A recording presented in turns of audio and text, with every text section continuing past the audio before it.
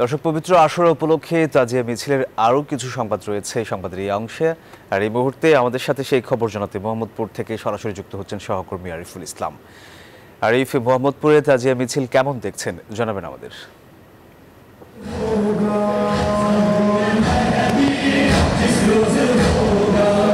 এই মুহূর্তে মোহাম্মদপুরে রয়েছে, আর এখানে হচ্ছে কিছুক্ষণ আগে হচ্ছে একটি তাজিয়া মিছিল বের হয়েছে। আর আপনি জানেন যে আজ হচ্ছে পবিত্র আশুরা এবং হযরত হুসাইন রাদিয়াল্লাহু আনহুর শাহাদাত বার্ষিকী উপলক্ষে এখানে হচ্ছে যে শোকের মাতমের যে মিছিলটি রয়েছে সেটি হচ্ছে কিছুক্ষণ আগে শুরু হয়েছে। এই মিছিলটি বিজয় স্মরণে গিয়ে শেষ হবে। যারা মিছিল আয়োজক রয়েছেন তারা এমনটি জানিয়েছেন।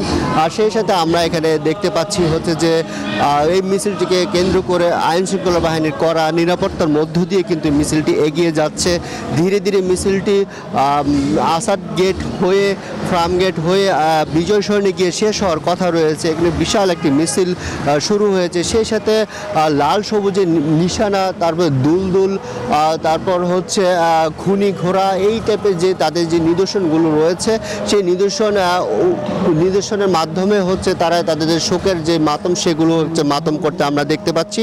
সেই সাথে এখানকার যারা আয়োজক আছেন তারাও বলছেন যে তাদের আজকের এইবারের যে মিছিল বা এবারের যে শোকের মাতম এটি হচ্ছে জালিমদের বিরুদ্ধে মজলুমদের পক্ষে জাতিকে জাগ্রত করার লক্ষ্যে এবং রুখে দাঁড়ানোর পক্ষে হচ্ছে তারা আজকের এই মিছিলটির যে মূল ভাষ্য সেটি তারা প্রকাশ করতে যাচ্ছেন। সেই সাথে আমরা এখানে দেখছি যে তরুণ প্রজন্মের যেই আর্তনাদ, হুসাইন রাদিয়াল্লাহু তাআলা আনহুর শাহাদাত বার্ষিকীকে কেন্দ্র করে তরুণ প্রজন্মের যে আর্তনাদ, সেই আর্তনাদ কিন্তু আমরা এখানে দেখতে পাচ্ছি। সেই শোকের যে মাতম, সেই শোকের মাতম দেখতে পাচ্ছি। আর এই মিছিলটি এখন মোহাম্মদপুর হয়ে ধীরে ধীরে আসাদ গেটের দিকে এগিয়ে যাচ্ছে। তারপর ফার্ম গেট হয়ে বিজয় স্মরণে গিয়ে মিছিলটি শেষ হওয়ার কথা রয়েছে। সোহাগ, এই ছিল মোহাম্মদপুর থেকে আমার কাছে সবশেষ। আরিফ, আপনাকে ধন্যবাদ। বান্ডেল থাকলে প্রতি সেনমানিতে টাকা বাঁচবে। বিকাশ সেনমানি বান্ডেল কিনে জিতুন প্রতি লেনদেনে।